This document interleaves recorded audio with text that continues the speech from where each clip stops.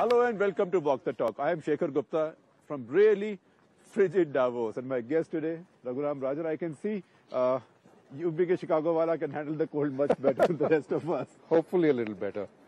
In spite of the fact that you come from the south. Well, yes, but somehow I think that actually if we spend a lot of time, Indians spend a lot of time in the cold, I think we can handle it better than others. I don't know why. People think that we are just more thick-skinned. Maybe. I didn't even introduce you with all your multiple titles because you are now such a familiar figure, but people know you, frankly, less as such an eminent professor from Chicago University than the person who the Prime Minister of India has reached out to often enough to seek answers to very complex problems. Well, in a totally honorary capacity. Well, honorary, and I'm not sure he. Well, I provide some advice once in a while. Yes. But once been reading your comments, listening to you at Davos last few days, frankly, that's what sort of inspired me to steal this time from you. I know how busy you are.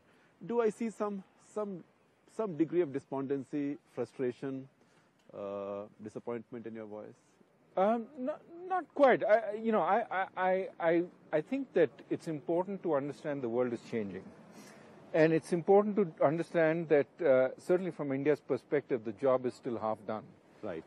Excellent performance over the last 20 years cumulatively. Kind of growth that very few countries have seen. It's a wonderful time to be having this conversation. This is the 20th anniversary of our reform. Right. Absolutely. Exactly. And we've had splendid growth. Right. But lots of countries have stopped where we are. And some countries have gone back. This is the time we need to think, what's the next step? And this is also the time the world is changing. You see, you've had the world in recession, right, but now the industrial countries are recovering.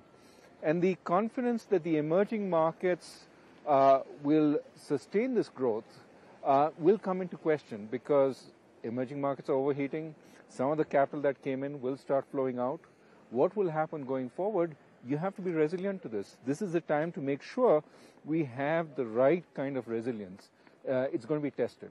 So I worry a little bit that we have this complacency that 8.5% growth is the new Hindu rate of growth. Right. It's not.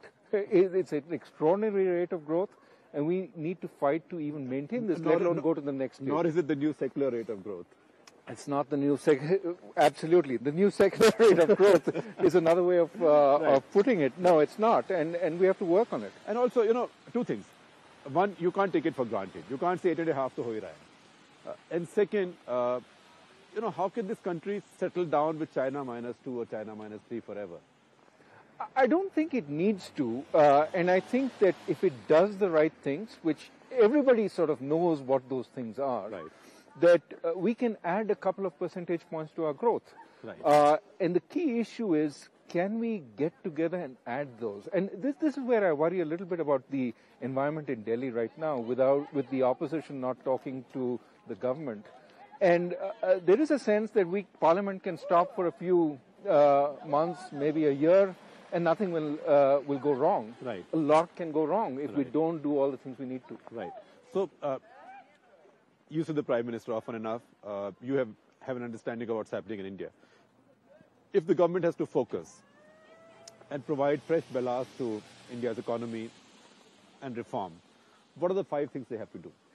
Well, I think there are some immediate short-term things we need to do. There are longer-term things that we have to put in place. So short-term, of course, the fiscal deficit is a big concern. When people look at India, right, they look at a rising current account deficit, they look at rising inflation, they look at a high debt level, and they say, is there a problem with this country? So the foreign investors start questioning. And when they have a lot of options,